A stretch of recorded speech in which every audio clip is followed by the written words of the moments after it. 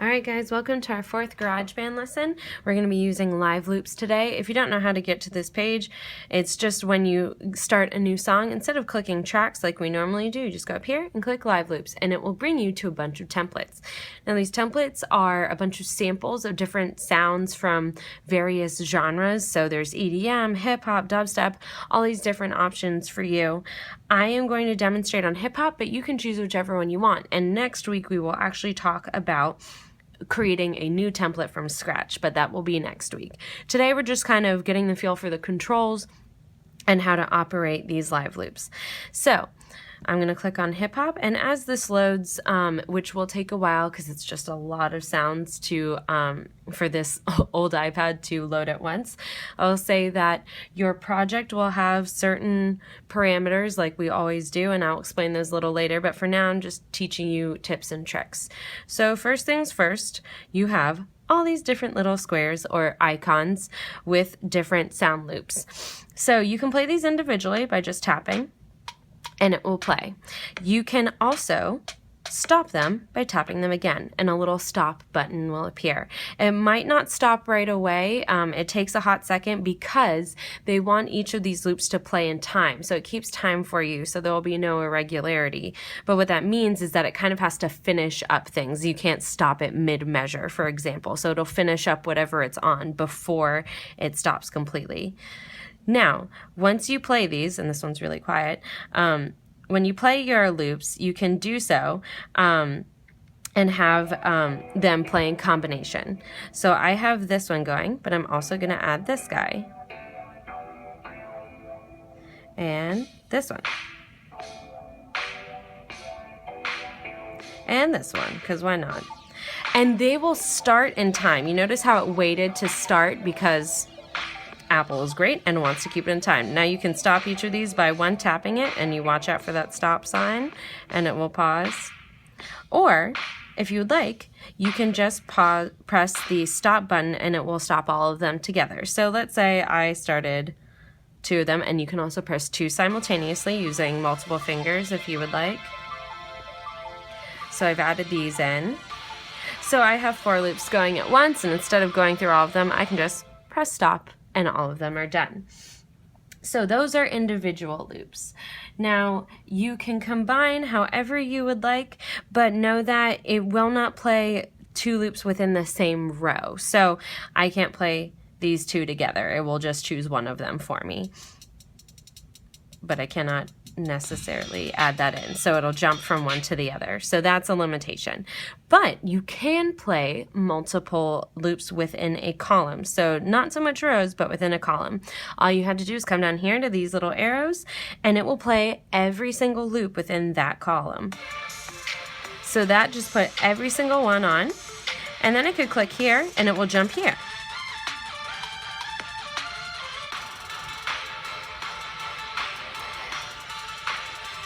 And notice how, once again, it didn't start playing these loops until one cycle of these was done, because Apple does a great job of keeping in time, so you don't have to worry about that.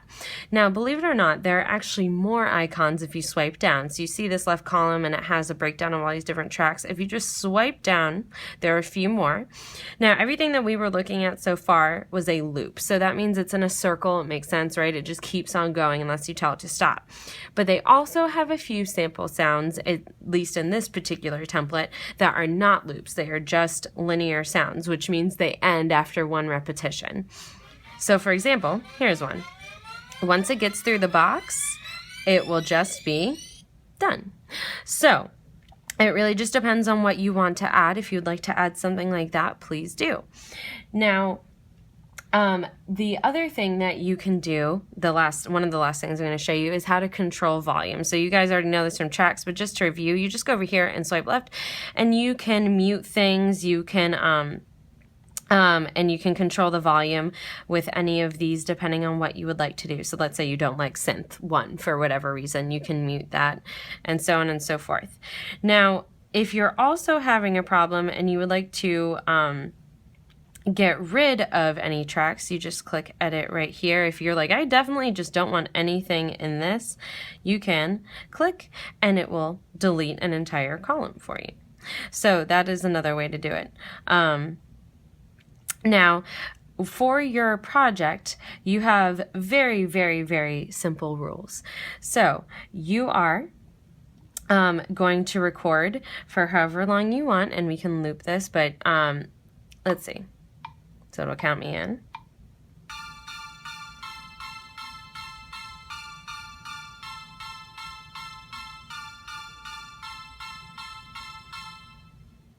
Oh, and that one was quiet for some reason.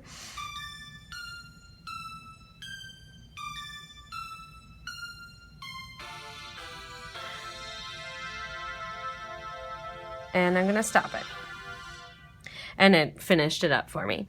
Now, once I've recorded that, and that was just completely random, I'm going to click Tracks, and it's going to bring us to our Tracks page. Now, notice how it has all of the instruments still in the breakdown, so it's still all right there. So we can continue to work within, we can continue to work within tracks rather than just having to work for that whole soundboard that we just recorded. Now, your job is very simple. You are going to have a 2-section song, so classic 2 sections, and each of the sections has to be 16 bars.